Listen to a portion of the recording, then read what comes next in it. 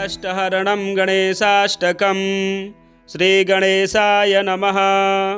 ॐ अस्य श्रीसङ्कष्टहरण स्तोत्रमन्त्रस्य श्रीमहागणपतिर्देवता सङ्कष्टहरणार्थ जपे विनियोगः। ॐ ओङ्काररूपं त्र्यहमिति च परं यत्स्वरूपं तुरीयम्। ओङ्काररूपं हिमकररुचिरं त्रैगुण्यातीतनीलं कलयति मनसस्तेजसिन्दूरमूर्तिं। योगीन्द्रैर्ब्रह्मरन्ध्रैः सकलगुणमयं श्रीहरेन्द्रेण सङ्गं गं गं गं गं गणेशं गजमुखमभितो व्यापकं चिन्तयन्ति। वं वं वं विघ्नराजं भजति निजभुजे दक्षिणे न्यस्तशुण्डं। क्रं क्रं क्रं क्रोधमुद्रा दलितरिपुबलं कल्पवृक्षस्य मूले। दं दं दं दन्तमेकं ददति मुनिमुखं कामधेन्वानिसेव्यं। धं धं धं धारयन्तं धनतमतिघियं सिद्धिबुद्धिद्वितीयं। तुं तुं तुं तुङ्गरूपं गगनपथिगतं व्याप्नुवन्तं दिगन्तान्। क्लीं क्लीं क्लीङ्कारनाथं गलितमदमिलल्लोलमत्तालिमालं। ह्रीं ह्रीं ह्रीङ्कारपिङ्गं सकलमुनिवरद्धेयमुण्डं च शुण्डं। श्रीं श्रीं श्रीं श्रीं श्रयन्तं निखिलनिधिकुलं नौमि हेरम्बबिम्बं। लौं लौं लौङ्कारमाद्यं प्रणवमिव पदं मन्त्रमुक्तावलीनां। शुद्धं विघ्नेशबीजं शशिकरसदृशं योगिनां ध्यानगम्यं। डं डं डं डामरूपं दलितभवभयं सूर्यकोटिप्रकाशं। यं यं यं यज्ञनाथं जपति मुनिवरो बाह्यमभ्यन्तरं च। हुं हुं हुं हेमवर्णं श्रुतिगणितगुणं शूर्पकर्णं कृपालुं। ध्येयं सूर्यस्य बिम्बं ह्युरसि च विलसत् सर्पयज्ञोपवीतं। स्वाहा हुं फट् नमोऽन्तैष्ठ ठ ठ ठ सहितैः पल्लवैः सेव्यमानं। मन्त्राणां सप्तकोटिः प्रगुणित महिमाधारमीशं प्रपद्ये। पूर्वं पीठं त्रिकोणं तदुपरि रुचिरं षट्पत्रं पवित्रं। यस्योर्ध्वं शुद्धरेखा वसुदलकमलं वास्वतेजश्चतुस्रं। मध्ये हुङ्कारबीजं तदनु भगवतः स्वाङ्गषट्कं षडस्रे। अष्टौ शक्तिश्च सिद्धिर्बहुलगणपतिर्विष्टरश्चाष्टकं च। धर्माद्यष्टौ प्रसिद्धा दश दिशि विदिता वाध्वजाल्यः कपालं। तस्य क्षेत्रादिनाथं मुनिकुलमखिलं मन्त्रमुद्रामहेशम्। एवं यो भक्तियुक्तो जपति गणपतिं पुष्पधूपाक्षताद्यैर्नैवेद्यैर्मोदकानां स्तुतियुतविलसद् गीतवादित्रनादैः। राजानस्तस्य भृत्या इव युवतिकुलं दासवत्सर्वदास्ते। लक्ष्मीः सर्वाङ्गयुक्ताश्रयति च सदनं किङ्कराः सर्वलोकाः। पुत्राः पुत्र्यः पवित्रा रणभुवि विजये द्यूतवादेऽपि वीरो। यस्येषो विघ्नराजो निवसति हृदये भक्तिभाग्यस्य रुद्रः। ॐ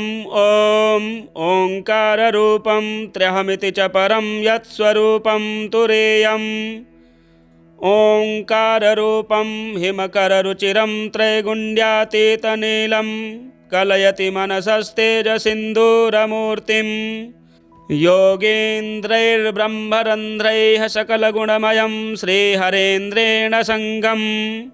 गं गं गं गं गणेशं गजमुखमभितो व्यापकं चिन्तयन्ति। वं वं वं विघ्नराजं भजति निजभुजे दक्षिणे न्यस्तशुण्डं। क्रं क्रं क्रं क्रोधमुद्रा दलितरिपुबलं कल्पवृक्षस्य मूले दं दं दं दन्तमेकं ददति मुनिमुखं कामधेन्वा निसेव्यं धं धं धं धारयन्तं धनतमतिघियं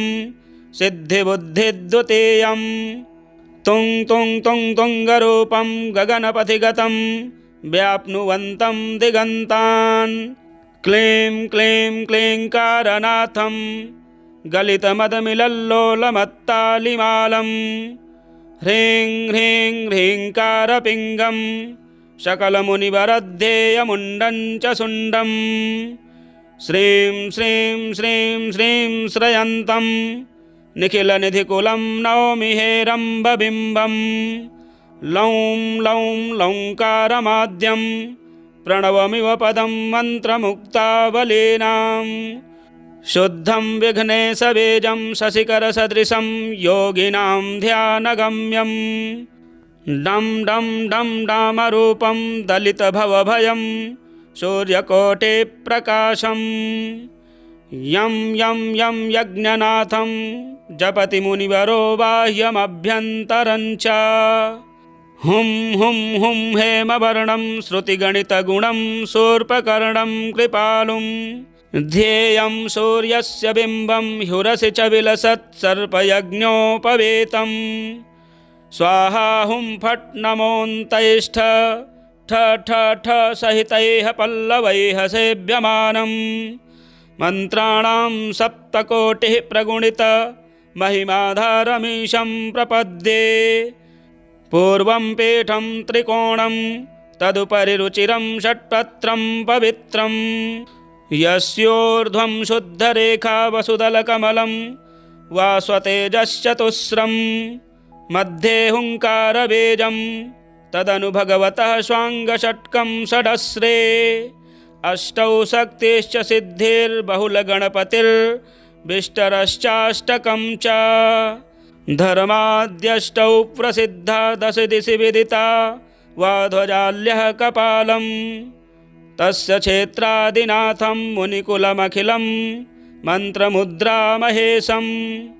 एवं यो भक्तियुक्तो जपति गणपतिं पुष्पधूपाक्षताद्यैर्नैवेद्यैर्मोदकानां स्तुतियुतविलसद् गीतवादित्रनादैः राजानस्तस्य भृत्या इव युवतिकुलं दासवत्सर्वदास्ते लक्ष्मीः सर्वाङ्गयुक्ताश्रयति च सदनं किङ्कराः सर्वलोकाः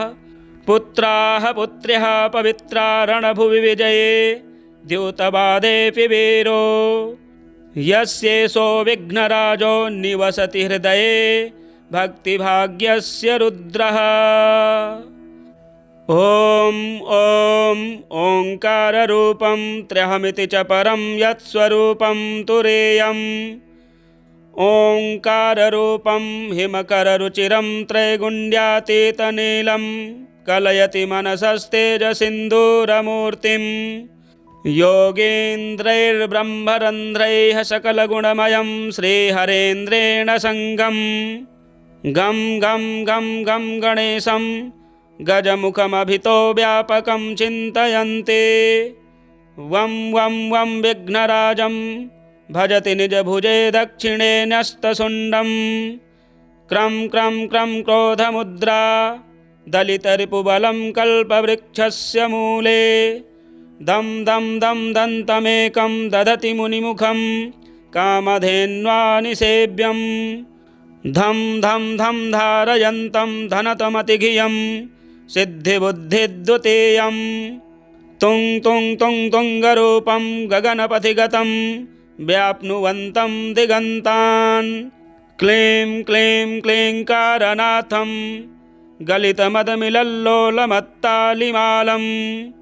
ह्रीं ह्रीं ह्रीङ्कारपिङ्गं सकलमुनिवरद्धेयमुण्डं च सुण्डं श्रीं श्रीं श्रीं श्रीं श्रयन्तं निखिलनिधिकुलं नौमि हेरम्बबिम्बं लौं लौं लौङ्कारमाद्यं प्रणवमिव पदं मन्त्रमुक्तावलीनां शुद्धं विघ्नेशबीजं शशिकरसदृशं योगिनां ध्यानगम्यं डं डं डं डामरूपं दलितभवभयं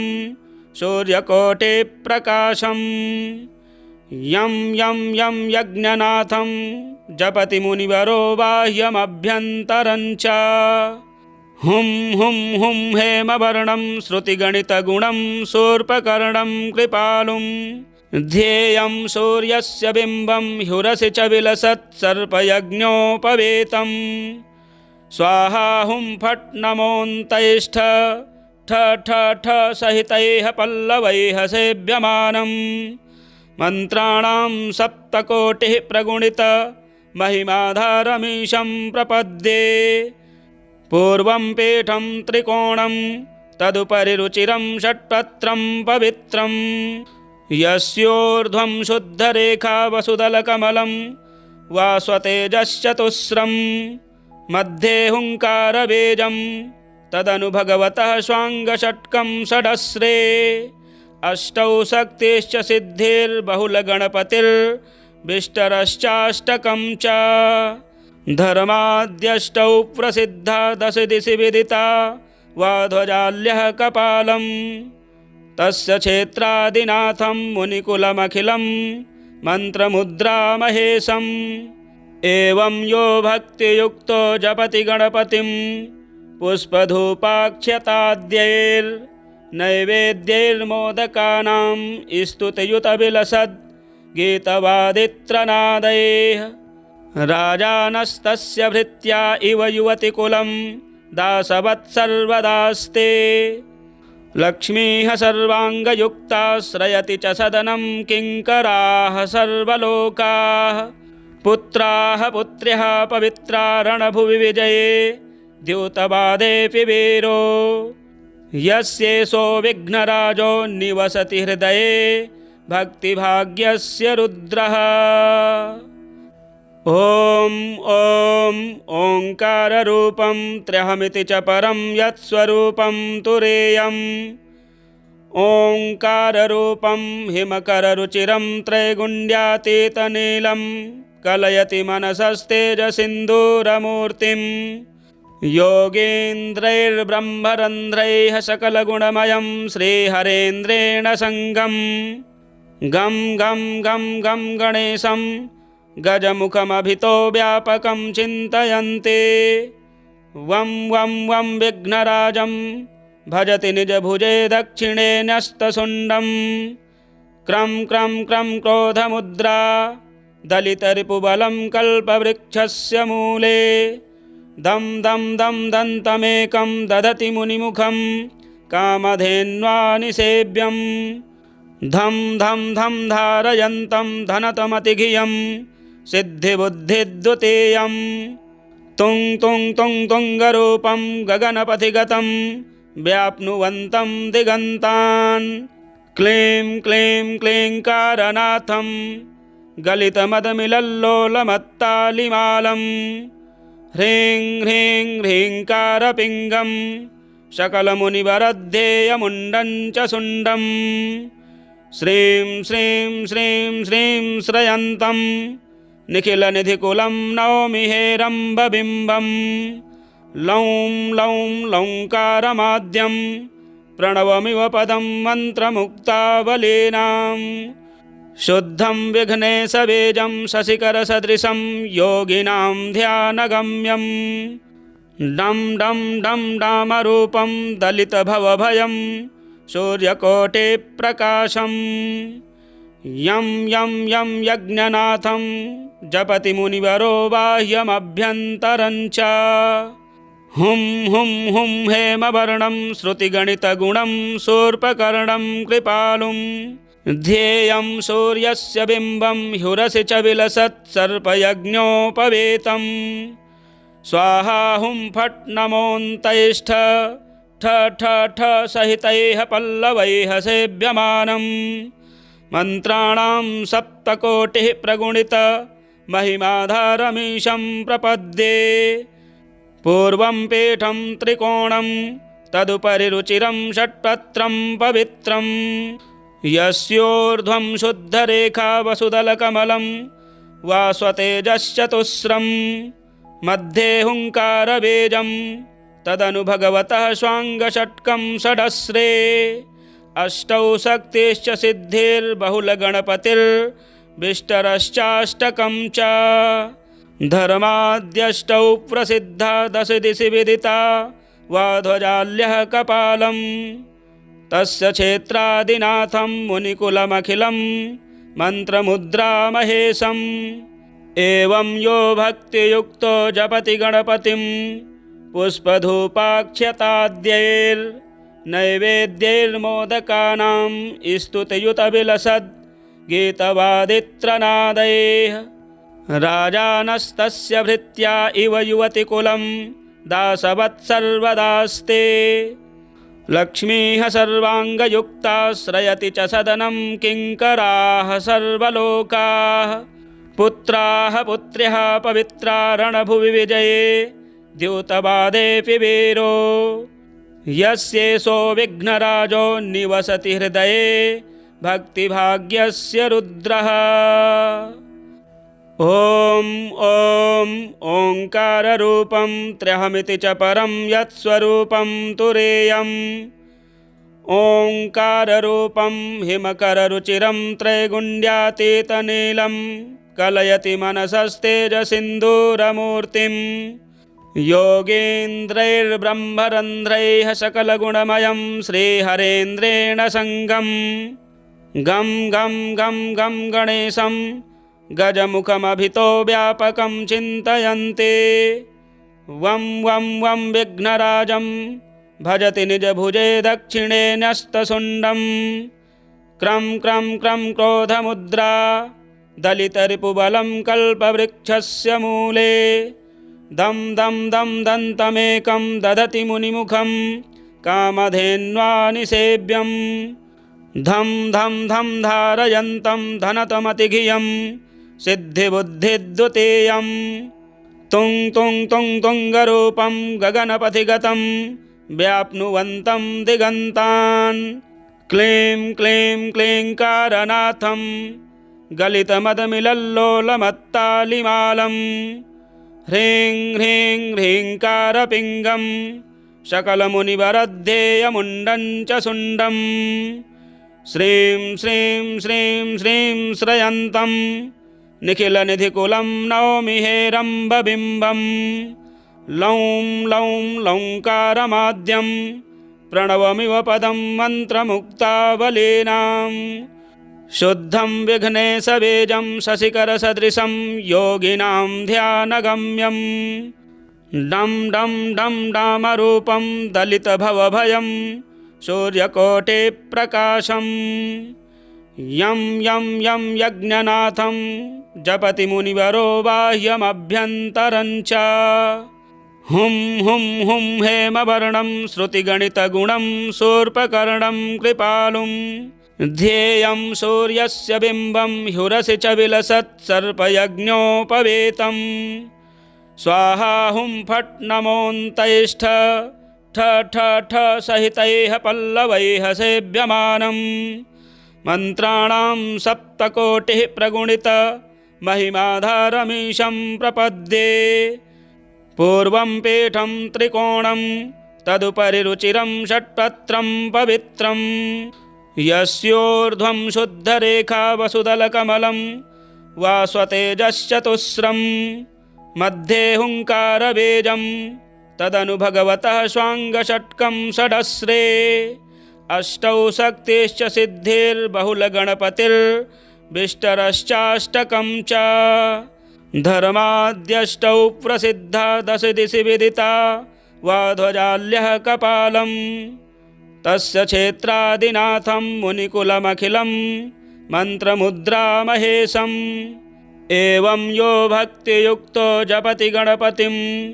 पुष्पधूपाक्षताद्यैर्नैवेद्यैर्मोदकानां स्तुतियुतविलसद् गीतवादित्रनादैः राजानस्तस्य भृत्या इव युवतिकुलं दासवत्सर्वदास्ते लक्ष्मीः सर्वाङ्गयुक्ताश्रयति च सदनं किङ्कराः सर्वलोकाः पुत्राः पुत्र्यः पवित्रा रणभुवि विजये द्यूतवादेऽपि वीरो यस्येषो विघ्नराजो निवसति हृदये भक्तिभाग्यस्य रुद्रः। ॐ ॐ ओङ्काररूपं त्र्यहमिति च परं यत्स्वरूपं तुरीयम् ओङ्काररूपं हिमकररुचिरं त्रैगुण्यातीतनीलं कलयति मनसस्तेजसिन्दूरमूर्तिं योगीन्द्रैर्ब्रह्मरन्ध्रैः सकलगुणमयं श्रीहरेन्द्रेण सङ्गं गं गं गं गं गणेशं गजमुखमभितो व्यापकं चिन्तयन्ते वं वं वं विघ्नराजं भजति निजभुजे दक्षिणे न्यस्तशुण्डं क्रं क्रं क्रं क्रोधमुद्रा दलितरिपुबलं कल्पवृक्षस्य मूले दं दं दं दन्तमेकं ददति मुनिमुखं कामधेन्वा निसेव्यं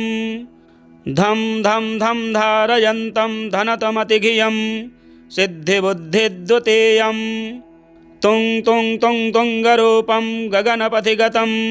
व्याप्नुवन्तं दिगन्तान् क्लीं क्लीं क्लीङ्कारनाथं गलितमदमिलल्लोलमत्तालिमालं ह्रीं ह्रीं ह्रीङ्कारपिङ्गं सकलमुनिवरद्धेयमुण्डं च शुण्डं श्रीं श्रीं श्रीं श्रीं श्रयन्तं निखिलनिधिकुलं नौमि हेरम्बबिम्बं लौं लौं लौङ्कारमाद्यं प्रणवमिव पदं मन्त्रमुक्तावलीनां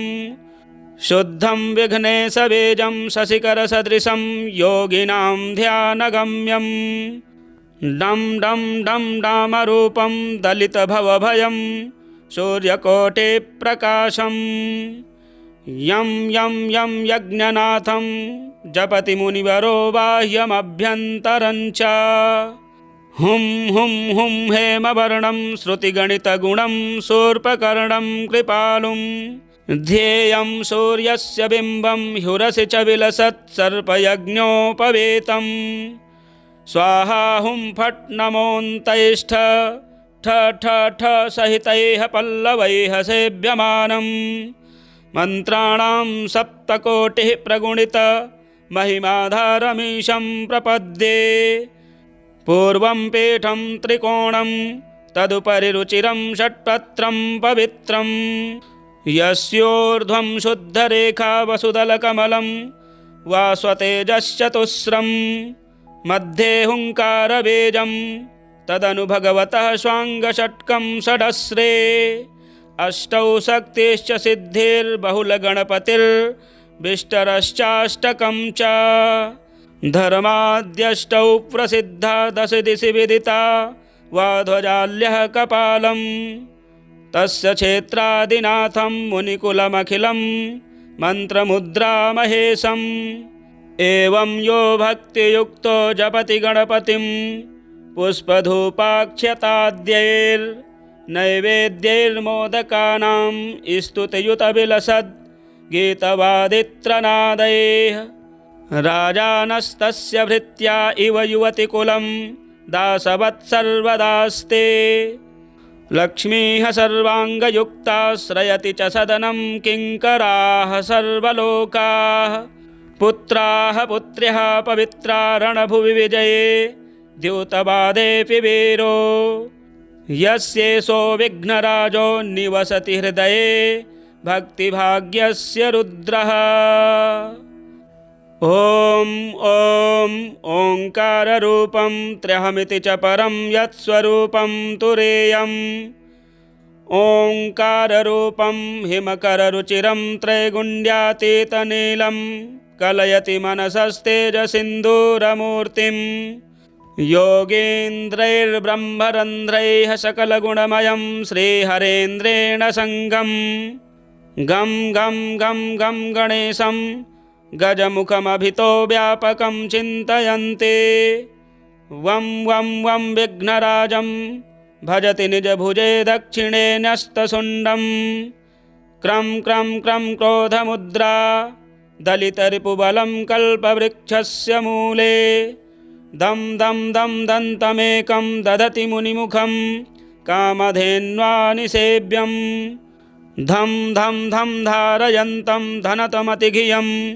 सिद्धिबुद्धिद्वितीयं तुं तुं तुं तुङ्गरूपं गगनपथिगतं व्याप्नुवन्तं दिगन्तान् क्लीं क्लीं क्लीङ्कारनाथं गलितमदमिलल्लोलमत्तालिमालं ह्रीं ह्रीं ह्रीङ्कारपिङ्गं सकलमुनिवरद्धेयमुण्डं च शुण्डं श्रीं श्रीं श्रीं श्रीं श्रयन्तं निखिलनिधिकुलं नौमि हेरम्बबिम्बं लौं लौं लौङ्कारमाद्यं प्रणवमिव पदं मन्त्रमुक्तावलीनां शुद्धं विघ्नेशबीजं शशिकरसदृशं योगिनां ध्यानगम्यं डं डं डं डामरूपं दलितभवभयं सूर्यकोटिप्रकाशं यं यं यं यज्ञनाथं जपति मुनिवरो बाह्यमभ्यन्तरं च हुं हुं हुं हेमवर्णं श्रुतिगणितगुणं शूर्पकर्णं कृपालुं ध्येयं सूर्यस्य बिम्बं ह्युरसि च विलसत् सर्पयज्ञोपवेतं स्वाहा हुं फट् नमोऽन्तैष्ठ ठ ठ ठ सहितैः पल्लवैः सेव्यमानं मन्त्राणां सप्तकोटिः प्रगुणित महिमाधारमीशं प्रपद्ये पूर्वं पीठं त्रिकोणं तदुपरि रुचिरं षट्पत्रं पवित्रं यस्योर्ध्वं शुद्धरेखा वसुदलकमलं वास्वतेजश्चतुस्रं मध्ये हुङ्कारबीजं तदनु भगवतः स्वाङ्गषट्कं षडस्रे अष्टौ शक्तिश्च सिद्धिर्बहुलगणपतिर्विष्टरश्चाष्टकं च धर्माद्यष्टौ प्रसिद्धा दश दिशि विदिता वाध्वजाल्यः कपालं तस्य क्षेत्रादिनाथं मुनिकुलमखिलं मन्त्रमुद्रामहेशम् एवं यो भक्तियुक्तो जपति गणपतिं पुष्पधूपाक्षताद्यैर्नैवेद्यैर्मोदकानां स्तुतियुतविलसद् गीतवादित्रनादैः राजानस्तस्य भृत्या इव युवतिकुलं दासवत्सर्वदास्ते लक्ष्मीः सर्वाङ्गयुक्ताश्रयति च सदनं किङ्कराः सर्वलोकाः पुत्राः पुत्र्यः पवित्रा रणभुवि विजये द्यूतवादेऽपि वीरो यस्येषो विघ्नराजो निवसति हृदये भक्तिभाग्यस्य रुद्रः ॐ ॐ ओङ्काररूपं त्र्यहमिति च परं यत्स्वरूपं तुरीयम्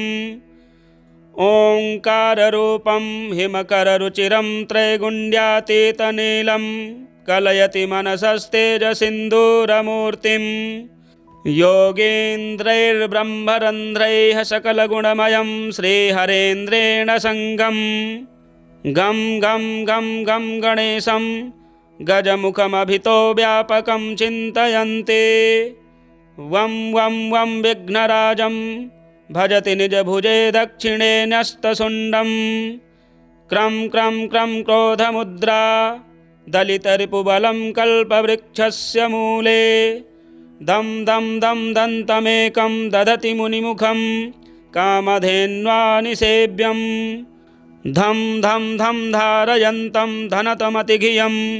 सिद्धिबुद्धिद्वितीयं तुं तुं तुं तुङ्गरूपं गगनपथिगतं व्याप्नुवन्तं दिगन्तान् क्लीं क्लीं क्लीङ्कारनाथं गलितमदमिलल्लोलमत्तालिमालं ह्रीं ह्रीं ह्रीङ्कारपिङ्गं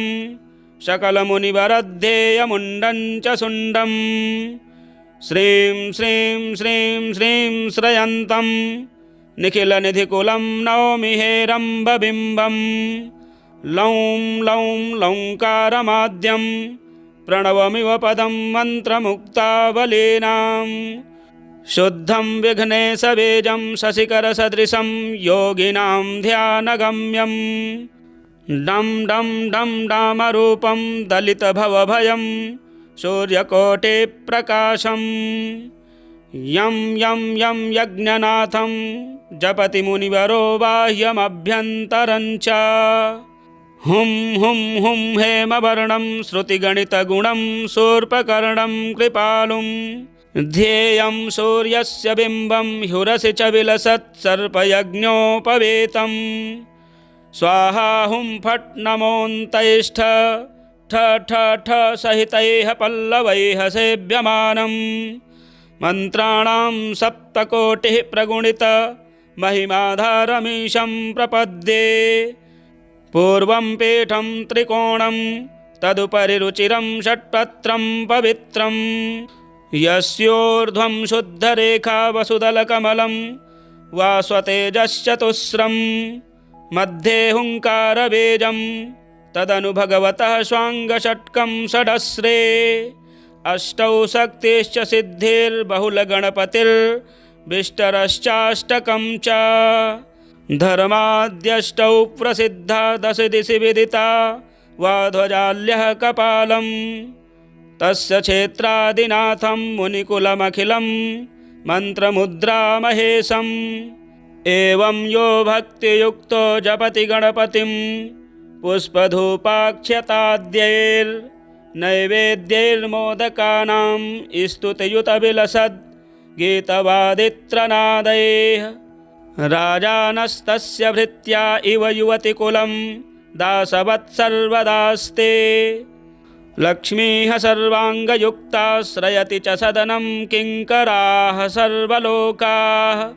पुत्राः पुत्र्यः पवित्रा रणभुवि विजये द्यूतवादेऽपि वीरो यस्येषो विघ्नराजो निवसति हृदये भक्तिभाग्यस्य रुद्रः ॐ ॐ ओङ्काररूपं त्र्यहमिति च परं यत्स्वरूपं तुरीयम् ओङ्काररूपं हिमकररुचिरं त्रैगुण्यातीतनीलं कलयति मनसस्तेजसिन्दूरमूर्तिं योगीन्द्रैर्ब्रह्मरन्ध्रैः सकलगुणमयं श्रीहरेन्द्रेण सङ्गं गं गं गं गं गणेशं गजमुखमभितो व्यापकं चिन्तयन्ते वं वं वं विघ्नराजं भजति निजभुजे दक्षिणे न्यस्तशुण्डं क्रं क्रं क्रं क्रोधमुद्रा दलितरिपुबलं कल्पवृक्षस्य मूले दं दं दं दन्तमेकं ददति मुनिमुखं कामधेन्वा निसेव्यं धं धं धं धारयन्तं धनतमतिघियं सिद्धिबुद्धिद्वितीयं तुं तुं तुं तुङ्गरूपं गगनपथिगतं व्याप्नुवन्तं दिगन्तान् क्लीं क्लीं क्लीङ्कारनाथं गलितमदमिलल्लोलमत्तालिमालं ह्रीं ह्रीं ह्रीङ्कारपिङ्गं सकलमुनिवरद्धेयमुण्डं च शुण्डं श्रीं श्रीं श्रीं श्रीं श्रयन्तं निखिलनिधिकुलं नौमि हेरम्बबिम्बं लौं लौं लौङ्कारमाद्यं प्रणवमिव पदं मन्त्रमुक्तावलीनां शुद्धं विघ्नेशबीजं शशिकरसदृशं योगिनां ध्यानगम्यं डं डं डं डामरूपं दलितभवभयं सूर्यकोटिप्रकाशं यं यं यं यज्ञनाथं जपति मुनिवरो बाह्यमभ्यन्तरं च हुं हुं हुं हेमवर्णं श्रुतिगणितगुणं शूर्पकर्णं कृपालुं ध्येयं सूर्यस्य बिम्बं ह्युरसि च विलसत् सर्पयज्ञोपवीतं स्वाहा हुं फट् नमोऽन्तैष्ठ ठ ठ ठ सहितैः पल्लवैः सेव्यमानं मन्त्राणां सप्तकोटिः प्रगुणित महिमाधारमीशं प्रपद्ये पूर्वं पीठं त्रिकोणं तदुपरि रुचिरं षट्पत्रं पवित्रं यस्योर्ध्वं शुद्धरेखा वसुदलकमलं वास्वतेजश्चतुस्रं मध्ये हुङ्कारबीजं तदनु भगवतः स्वाङ्गषट्कं षडस्रे अष्टौ शक्तिश्च सिद्धिर्बहुलगणपतिर्विष्टरश्चाष्टकं च धर्माद्यष्टौ प्रसिद्धा दश दिशि विदिता वा ध्वजाल्यः कपालं तस्य क्षेत्रादिनाथं मुनिकुलमखिलं मन्त्रमुद्रामहेशम् एवं यो भक्तियुक्तो जपति गणपतिं पुष्पधूपाक्षताद्यैर्नैवेद्यैर्मोदकानां स्तुतियुतविलसद् गीतवादित्रनादैः राजानस्तस्य भृत्या इव युवतिकुलं दासवत्सर्वदास्ते लक्ष्मीः सर्वाङ्गयुक्ताश्रयति च सदनं किङ्कराः सर्वलोकाः पुत्राः पुत्र्यः पवित्रा रणभुवि विजये द्यूतवादेऽपि वीरो यस्येषो विघ्नराजो निवसति हृदये भक्तिभाग्यस्य रुद्रः। ॐ ॐ ओङ्काररूपं त्र्यहमिति च परं यत्स्वरूपं तुरीयम् ओङ्काररूपं हिमकररुचिरं त्रैगुण्यातीतनीलं कलयति मनसस्तेजसिन्दूरमूर्तिं योगीन्द्रैर्ब्रह्मरन्ध्रैः सकलगुणमयं श्रीहरेन्द्रेण सङ्गं गं गं गं गं गणेशं गजमुखमभितो व्यापकं चिन्तयन्ते वं वं वं विघ्नराजं भजति निजभुजे दक्षिणे न्यस्तशुण्डं क्रं क्रं क्रं क्रोधमुद्रा दलितरिपुबलं कल्पवृक्षस्य मूले दं दं दं दन्तमेकं ददति मुनिमुखं कामधेन्वा निसेव्यं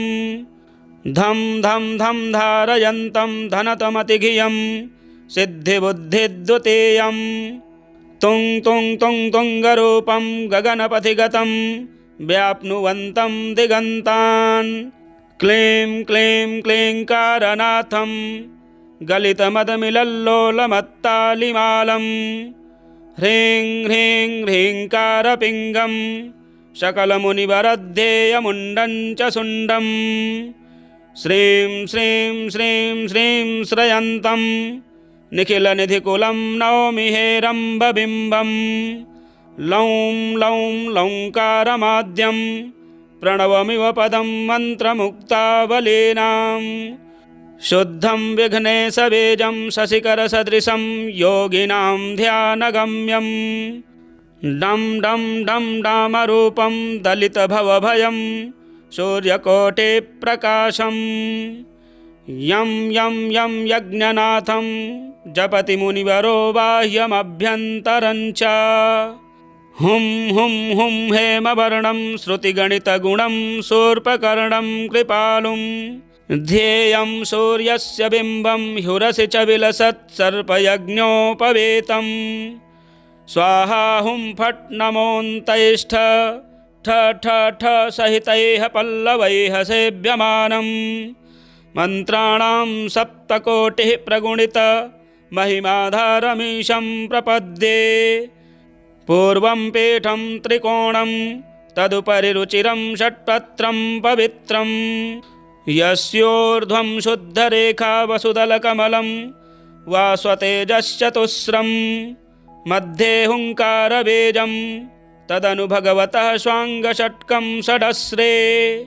अष्टौ शक्तिश्च सिद्धिर्बहुलगणपतिर्विष्टरश्चाष्टकं च धर्माद्यष्टौ प्रसिद्धा दश दिशि विदिता वा ध्वजाल्यः कपालं तस्य क्षेत्रादिनाथं मुनिकुलमखिलं मन्त्रमुद्रामहेशम् एवं यो भक्तियुक्तो जपति गणपतिं पुष्पधूपाक्षताद्यैर्नैवेद्यैर्मोदकानां स्तुतियुतविलसद् गीतवादित्रनादैः राजानस्तस्य भृत्या इव युवतिकुलं दासवत्सर्वदास्ते लक्ष्मीः सर्वाङ्गयुक्ताश्रयति च सदनं किङ्कराः सर्वलोकाः पुत्राः पुत्र्यः पवित्रा रणभुवि विजये द्यूतवादेऽपि वीरो यस्येषो विघ्नराजो निवसति हृदये भक्तिभाग्यस्य रुद्रः। ॐ ॐ ओङ्काररूपं त्र्यहमिति च परं यत्स्वरूपं तुरीयम् ओङ्काररूपं हिमकररुचिरं त्रैगुण्यातीतनीलं कलयति मनसस्तेजसिन्दूरमूर्तिं योगीन्द्रैर्ब्रह्मरन्ध्रैः सकलगुणमयं श्रीहरेन्द्रेण सङ्गं गं गं गं गं गणेशं गजमुखमभितो व्यापकं चिन्तयन्ति वं वं वं विघ्नराजं भजति निजभुजे दक्षिणे न्यस्तशुण्डं क्रं क्रं क्रं क्रोधमुद्रा दलितरिपुबलं कल्पवृक्षस्य मूले दं दं दं दन्तमेकं ददति मुनिमुखं कामधेन्वा निसेव्यं धं धं धं धारयन्तं धनतमतिघियं सिद्धिबुद्धिद्वितीयं तुं तुं तुं तुङ्गरूपं गगनपथिगतं व्याप्नुवन्तं दिगन्तान् क्लीं क्लीं क्लीङ्कारनाथं गलितमदमिलल्लोलमत्तालिमालं ह्रीं ह्रीं ह्रीङ्कारपिङ्गं सकलमुनिवरद्धेयमुण्डं च शुण्डं श्रीं श्रीं श्रीं श्रीं श्रयन्तं निखिलनिधिकुलं नौमि हेरम्बबिम्बं लौं लौं लौङ्कारमाद्यं प्रणवमिव पदं मन्त्रमुक्तावलीनां शुद्धं विघ्नेशबीजं शशिकरसदृशं योगिनां ध्यानगम्यं डं डं डं डामरूपं दलितभवभयं सूर्यकोटिप्रकाशं यं यं यं यज्ञनाथं जपति मुनिवरो बाह्यमभ्यन्तरं च हुं हुं हुं हेमवर्णं श्रुतिगणितगुणं शूर्पकर्णं कृपालुं ध्येयं सूर्यस्य बिम्बं ह्युरसि च विलसत् सर्पयज्ञोपवीतं स्वाहा हुं फट् नमोऽन्तैष्ठ ठ ठ ठ सहितैः पल्लवैः सेव्यमानं मन्त्राणां सप्तकोटिः प्रगुणित महिमाधारमीशं प्रपद्ये पूर्वं पीठं त्रिकोणं तदुपरि रुचिरं षट्पत्रं पवित्रं यस्योर्ध्वं शुद्धरेखा वसुदलकमलं वास्वतेजश्चतुस्रं मध्ये हुङ्कारबीजं तदनु भगवतः स्वाङ्गषट्कं षडस्रे अष्टौ शक्तिश्च सिद्धिर्बहुलगणपतिर्विष्टरश्चाष्टकं च धर्माद्यष्टौ प्रसिद्धा दश दिशि विदिता वाध्वजाल्यः कपालं तस्य क्षेत्रादिनाथं मुनिकुलमखिलं मन्त्रमुद्रामहेशम् एवं यो भक्तियुक्तो जपति गणपतिं पुष्पधूपाक्षताद्यैर्नैवेद्यैर्मोदकानां स्तुतियुतविलसद् गीतवादित्रनादैः राजानस्तस्य भृत्या इव युवतिकुलं दासवत्सर्वदास्ते लक्ष्मीः सर्वाङ्गयुक्ताश्रयति च सदनं किङ्कराः सर्वलोकाः पुत्राः पुत्र्यः पवित्रा रणभुवि विजये द्यूतवादेऽपि वीरो यस्येषो विघ्नराजो निवसति हृदये भक्तिभाग्यस्य रुद्रः निवसति हृदये भक्तिभाग्यस्य रुद्रः संकष्टहरणं गणेशाष्टकं स्तोत्रं संपूर्णं। प्रिय दर्शकों, भगवान गणेश जी का यह वक्रतुंड स्तोत्र जो सभी प्रकार के संकटों को दूर करने वाला है, बुधवार के दिन 11 पाठ आप श्रवण करें, आपकी सभी समस्याएं दूर होंगी। प्रभावशाली स्तोत्र है। इसी प्रकार के वीडियो देखने के लिए हमारे चैनल को भी सब्सक्राइब करें, वीडियो शेयर करें, लाइक करें। मिलते हैं अगले वीडियो में। जय श्री राम।